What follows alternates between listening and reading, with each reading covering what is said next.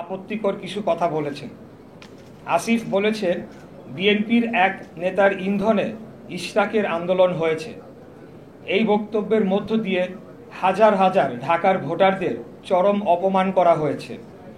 ঝড় বৃষ্টি তীব্র রোদ উপেক্ষা করে দিনের পর দিন শারীরিক ও মানসিক পরিশ্রম করে আন্দোলন করা ঢাকার এই জনগোষ্ঠীকে এই একটি বাক্য উচ্চারণের মধ্য দিয়ে নাগরিক থেকে পশুর মর্যাদায় নিয়ে যাওয়া হয়েছে।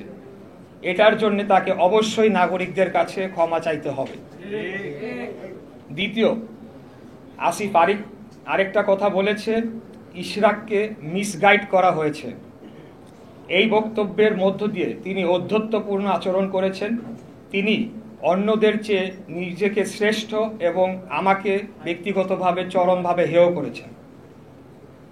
আমাদের ঢাকা নগরবাসীর স্বতঃস্ফূর্ত এই আন্দোলনকে এইভাবে অপমান করার বিরুদ্ধে তীব্র নিন্দা ও প্রতিবাদ জানাচ্ছি। ঢাকার অধিবাসীদের প্রতি চরম অবমাননাকর এই বক্তব্যের জন্য তাকে ক্ষমা চাওয়ার দাবি জানাচ্ছি। আসিফ আরও বলেন, আমাকে তার নির্বাচনী এলাকা কুমিল্লার একটি উপজেলার জনৈক বিএনপি নেতা, আমি নাম উল্লেখ করছি না, প্ররোচনা দিয়েছেন। এই আন্দোলনে অর্থ ও লজিস্টিক্স দিয়েছেন এবং তার কাছে নাকি প্রমাণ রয়েছে। এই প্রমাণ তিনি জাতির সামনে তুলে ধরবেন, অন্যথায় তাকে প্রকাশ্যে ক্ষমা চাইতে হবে। এখানেই তিনি থেমে থাকেন নাই। তিনি বলেছেন বিএনপির একটি অংশের সরকারের সাথে বোঝাপড়ার দূরত্ব তৈরি হওয়ার কারণে আমাকে ব্যবহার করা হয়েছে। তিনি বিএনপির মতো ঐতিহ্যবাহী পুরনো বৃহৎ রাজনৈতিক দলকে হেয় করেছেন এবং একটি অসত্য অভিযোগ তুলেছেন। তিনি নিজেকে বিশাল কোনো মহামানব হিসেবে উপস্থাপন করেছেন। উনি হয়তো ভুলে গেছেন ওনার জন্মের আগে বিএনপির জন্ম হয়েছে। আসিফ এটাও বলেছে, আমার পক্ষ থেকে যারা নেগোশিয়েট করতে এসেছেন তারা সোললি আমার পক্ষে নেগোশিয়েট করেন নাই। অর্থাৎ আমার বিষয়টি সম্পূর্ণ আইনি, এখানে নেগোশিয়েট করার কোনো সুযোগ নেই। আদালত স্পষ্ট করে রায়ের মাধ্যমে কি করতে হবে তা বলে দিয়েছে। তাহলে নেগোশিয়েট কারা করেছে তা আমাকে জানাতে হবে, কারণ একমাত্র আমাদের দলীয় প্রধানের বাইরে অন্য কোনো ব্যক্তিকে আদালতের রায় কার্যকর সংক্রান্ত যোগাযোগ ছাড়া অন্য কোনো কথা বলার সম্মতি আমি দেই নাই। আশা করি এই লাইনটি বুঝতে পেরেছেন আপনারা। তার এই অস্পষ্ট কথাবার্তায় প্রতীয়মান হয় তিনি হয় মিথ্যা বলছেন, না হয় তার বুদ্ধিমত্তা স্থানীয় সরকার মন্ত্রণালয় চালানোর জন্য সম্পূর্ণ অযোগ্য। আসিফ বলেন, ইশরাক হোসেন অত্যন্ত দম্ভ ভরে ও অহংকারের সাথে সরকার কর্তৃক প্রশাসক হওয়ার প্রস্তাব প্রত্যাখ্যান করেছেন। বরঞ্চ বিনয়ের সাথে এটি প্রত্যাখ্যান করার কারণ হিসাবে বলতে হবে, একজন বৈধ নির্বাচিত জনপ্রতিনিধি ও রাজনীতিবিদের জন্য এই প্রস্তাব অপমানজনক। 7, আসিফ মাহমুদ বলেছেন সরকার কোনো নির্বাচনকে বৈধতা দিবে না। এটা কোন প্রক্রিয়ায় বাস্তবায়ন করা হবে এবং কবে, এটি প্রশ্ন রয়েছে। এখন পর্যন্ত তারা কোন কোন নির্বাচন অবৈধ ঘোষণা করতে পেরেছে? একটিও না। এর অর্থ এই দাঁড়ায় বাংলাদেশের সুপ্রিম কোর্টের আপিল বিভাগ কর্তৃক বৈধতা বহাল রাখা গ্যাজেটকে পুরো অন্তর্বর্তীকালীন সরকার বৈধতা দিচ্ছে না বা মানছে না। সেটা সরকার কর্তৃক, অর্থাৎ পুরো অন্তর্বর্তীকালীন সরকার কর্তৃক উচ্চ আদালত অবমাননার সামিল নয় কি? এই একই আদালত বাংলাদেশের সংবিধানের আর্টিকেল 106 ধারা অনুযায়ী বর্তমান অন্তর্বর্তীকালীন সরকারকে বৈধতা দেয়নি। বরঞ্চ উল্লেখযোগ্য উদাহরণ হিসেবে ঢাকা দক্ষিণ সিটি নির্বাচন 2020 আমাদের মামলা ও রায়ের মাধ্যমে তৎকালীন নির্বাচনটির ফলাফল যে অবৈধভাবে ঘোষণা করা হয়েছিল সেটিই প্রমাণিত হয় এবং ফলাফল সংশোধনের মাধ্যমে সেটি আরও সুদৃঢ় হয়েছে। আর অনেক জায়গায় কোনো নিয়োগ প্রক্রিয়া ছাড়া ওয়ার্ড সচিব হিসেবে এনসিপি সংশ্লিষ্ট ব্যক্তিদের নিয়োগ দেওয়া হয়েছে বলে অভিযোগ আছে, যা আইনত এবং সরকার পরিচালনার যে কোনো মানদণ্ডে অবৈধ। এরা কারা এবং কাদের স্বার্থ রক্ষা করছে এই প্রশ্ন নগরবাসীর পক্ষ থেকে আমি করছি। এই অভিযোগ সত্য হলে এর পূর্ণাঙ্গ তালিকা জনসম্মুখে প্রকাশ করতে হবে। এবার আমি আপনাদেরকে বলতে চাই যে আমাদের আজকের এই প্রেস কনফারেন্সটি গতকাল করার কথা ছিল, কিন্তু আপনারা জানেন গতকাল নগর ভবনে একটি ন্যাক্কারজনক হামলার ঘটনা ঘটেছে। সেই বিষয়ে এবার আমি আপনাদেরকে বলব। গতকাল হামলার পরিকল্পনা ও বাস্তবায়ন করা হয়েছে স্থানীয় সরকার উপদেষ্টার ঘনিষ্ঠ হিসেবে সুপরিচিত কিছু দুর্নীতিবাজ কর্মকর্তাদের নেতৃত্বে। এরা কেউ কেউ নিজেদেরকে বিএনপি ঘরানার পরিচয় দিলেও তারা দলের কোনো পদে নেই। উপরন্তু তারা আওয়ামী ফ্যাসিস্ট আমলের মেয়রদের ঘনিষ্ঠ সহযোগী হিসাবে দুর্নীতি লুটপাট করেছে।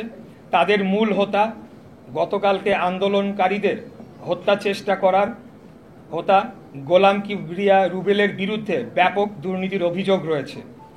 আসিফ মাহমুদ দায়িত্ব নেওয়ার পর রুবেল তার লুটপাটের হাতিয়ার হয়ে উঠেছিল বলে নগর ভবনের আনাচে কানাচে কথা হচ্ছে।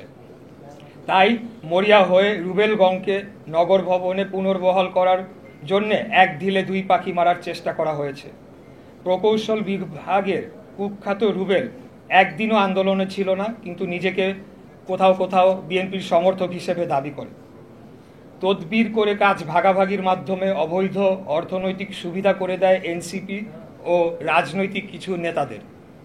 শুরু থেকেই আন্দোলনকারীদের বিরোধিতা সে করেছে এবং গোপন সূত্রে জেনেছি আন্দোলনের এক পর্যায়ে কৃত্রিম গোলযোগ সৃষ্টি করে সেই ডামাডোলের মধ্যে বাংলাদেশের সরকার কর্তৃক ঘোষিত এক শীর্ষ সন্ত্রাসীর মাধ্যমে আমাকে সহ আন্দোলনকারীদের কয়েকজনকে হত্যার পরিকল্পনা করেছিল বা চেষ্টায় ছিল। কথিত আছে সে এনসিপিতে যোগদান করেছে বা করবে। আসিফ মাহমুদ তার বক্তব্য ও কথাবার্তায় লাগাম টেনে ধরে বর্তমানে যে কিছুটা স্থিতিশীল অবস্থা রয়েছে তা বিনষ্ট করবে না বলে আমি আশা করছি এবং কোনো ক্রমেই কারো প্ররোচনায় বা নিজ সিদ্ধান্তে আন্দোলনে অংশগ্রহণকারী কর্মকর্তা ও কর্মচারীদের বিষয়ে প্রতিহিংসামূলক পদক্ষেপের চিন্তা ভুলক্রমে করবে না। এটি একটা সতর্কবাণী হিসাবে আমি দিচ্ছি। এর কোনো ব্যত্যয় হলে ঢাকা নগরবাসী মেনে নেবে না এবং পুনরায় আন্দোলন শুরু হলে তার নগর ভবনের গণ্ডি পেরিয়ে রাজপথে গড়াবে, সেটি করা উচিত হবে। সর্বোপরি আমি ঢাকা নগরবাসী, ঢাকা দক্ষিণের ভোটারগণ, ঢাকা দক্ষিণ সিটি কর্পোরেশনের সর্বস্তরের কর্মকর্তা ও কর্মচারী বৃন্দের প্রতি আমার আজীবন কৃতজ্ঞতা ও একজন রাজনীতিবিদ হিসাবে আনুগত্য পোষণ করছি। আমি আপনাদের অগাধ ভালোবাসা ও সমর্থনের বিনিময়ে আমার জীবন ঢাকা নগরবাসীর প্রতি উৎসর্গ করছি। আপনারা আমাকে মেয়র হিসেবে দায়িত্ব দিতে চেয়েছেন, তাই রাজপথে নেমে এসেছিলেন। তবে আমি খুব স্পষ্ট ভাষায় বলতে চাই, একদম শুরু থেকেই এই অন্তর্বর্তীকালীন সরকারের অধীনে মেয়র পদে বসে নগর পরিচালনা করার পরিকল্পনা আমার ছিল না। আমাদের শীর্ষ নেতৃত্বের পরামর্শক্রমে অবৈধ তাপসের বিরুদ্ধে পাওয়া রায়টি একটি স্থায়ী দলিল হিসেবে প্রতিষ্ঠার জন্য আইনের শাসনের চূড়ান্ত বিজয়ের একটি প্রমাণ হিসেবে রাখার জন্য সিদ্ধান্ত নেওয়া হয়। সেই প্রক্রিয়ার সর্বশেষ ধাপ এই শপথ গ্রহণ অনুষ্ঠান, যা কেবলই একটি আনুষ্ঠানিকতার মধ্যেই সীমাবদ্ধ থাকবে এবং এই প্রক্রিয়া পদে পদে বাধাগ্রস্ত করতে গিয়ে শেষ বেলায় গিয়ে অন্তর্বর্তীকালীন সরকার যে দল নিরপেক্ষ নয়, আমাদের সেই বয়ানটি চূড়ান্তভাবে প্রমাণিত হয়েছে।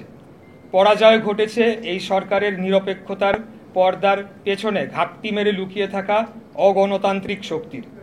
ভেস্তে গিয়েছে জনগণকে ধোঁকা দিয়ে বিনা ভোটে রাষ্ট্র ক্ষমতা দীর্ঘায়িত করার কোনো সম্ভাব্য দেশি বিদেশি চক্রান্ত। আর বিজয় হয়েছে গণতন্ত্র প্রতিষ্ঠা ও বাংলাদেশের স্বাধীনতা সার্বভৌমত্বের অতন্ত্র প্রহরী জনগণের। এই জনগণ এখন কাউকে অন্ধবিশ্বাস করার পরিবর্তে সর্বদা সজাগ থাকবে। আমরা এই জনগণকে সুসংগঠিত করে ফ্যাসিবাদ পরবর্তী বাংলাদেশের গণতান্ত্রিক উত্তরণের যাত্রাকে অবশ্যই সফল করব ইনশাআল্লাহ।